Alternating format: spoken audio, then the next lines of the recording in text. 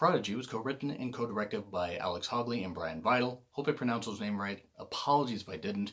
And tells the story of a psychologist by the name of Fonda, played by Richard Neal, who is one day playing chess in the park and is recruited by an old friend of his, Olivia, played by Jolene Anderson. They seem to know each other right away, so I guess they really were and really are good friends.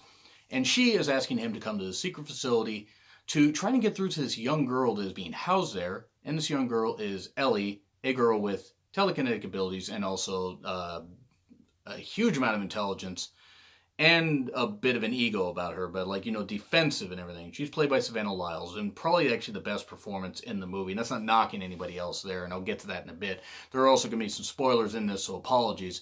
But it's on Netflix. Give it a shot. It's an 80-minute movie that has some really good performances. Even if you've seen the story before, and seen stuff like this, it still has some really good performances in it that actually bump it up above, the typical stuff you might find on Netflix. Alex and Brian do handle this story really well. It's a very small cast. I think the cast is a grand total of 10, maybe 12 people, and that's including any extras that are in it. Fonda even brings his chess set with him. It is taken, and put with his possessions, and he is basically briefed on how not to, interact with Ellie and how to interact with Ellie, by this old military guy that has a black eye. I wonder how he got that. He got it from Ellie because he just sees her as a piece of meat and an experiment, not a human. Olivia sees her as otherwise and sees Fonda as the guy to get through to her, since no therapists or psychologists have been able to. And over the next, I think this takes place in the first, I want to say 10 minutes. So for the next 70 minutes, we get to see Fonda trying to get through to Ellie. Fonda has his own dark past about losing his daughter, and that estranging the relationship with his wife, as it would estrange almost any relationship. Losing a child cannot be easy. He uses this as fuel and motivation to try and save other children that he feels are, worth saving. And he pretty much feels like every child is worth saving because he couldn't save his own. Ellie is putting on, a front and everything. And Savannah actually really plays a whole creepy kid, that will kill you in a heartbeat and has that look down perfectly. I think she's actually got the brightest future of anybody here. Now, that's not to say that anybody else in the movie is bad. And there are a few other characters that are in this room. It's like a police interrogation room almost. Like they're watching through the two-way glass. And that, that kind of ties into some stuff later when Ellie snaps and uses her abilities to throw some shit at the glass. Because she's lashing out. Why is she lashing out? Well, it turns out she has she has experienced loss of her own. She doesn't want to get close to anybody because she lost her mother at a very young age. And that's pretty much why she just feels like life isn't worth living.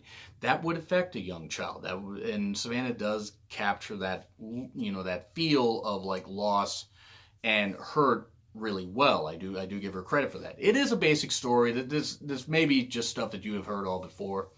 But Alex and Brian handle it really well. They could have easily padded this out to an hour and 40, even an hour and 50 minutes, include a whole bunch of fluff, a whole bunch of exposition, and they didn't. They went straight from park, facility, character study, various scenes or whatever where they even play chess. And Ellie is not supposed to have her hands unbound.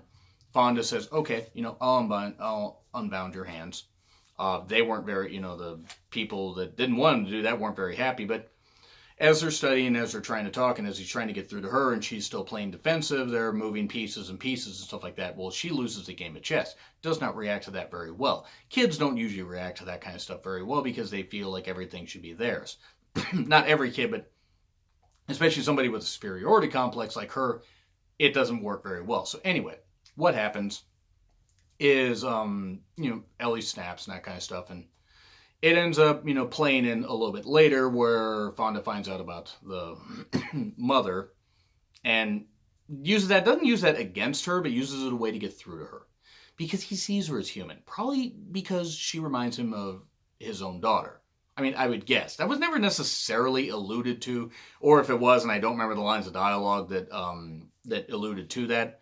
But he saw her as human. And that's the whole thing about it is it sees its characters. This movie sees its characters as humans. The director, the two directors and the writers also the writers, see their characters as humans and treat them as humans. They don't treat them as cardboard cutouts. Well, at least the main character. The other characters, I'm not going to say are throwaways, they're not, but they're just there basically to kind of fill out the cast and everything. And they play the roles fine. There's no bad acting in this. Had there been bad acting, this movie would have probably gotten a D, might have even gotten a D minus. But honestly, it's a good story, and it ends with a nice happy ending and everything and stuff like that. I'm not going to spoil every single thing, but it does end with a nice happy ending. But is this worth checking out? Yeah, it is. Considering a lot of the stuff on Netflix, there are way worse uses of your time than this. This actually was really, really well done for what it was. And again, had you just had basic performances in this, probably would have been a D minus. With the acting, I will give it a B minus. So yes, it is worth checking out, and hopefully Alex and Brian get some more films that they maybe have a bit of a bigger budget, expand with some of their ideas and everything, because you saw some good ideas here and some good acting. And hopefully Savannah can go on in her career. Young girl seems to already get it. She's had a few acting gigs under her belt already, so hopefully she gets a chance to shine more. Everybody in this movie did just fine, so yeah, B minus. Feel free to check it out. Again, it's on Netflix. If you got a Netflix subscription, go ahead and check it out. So anyway, that's all I have to say. Have you seen Prodigy? What did you think?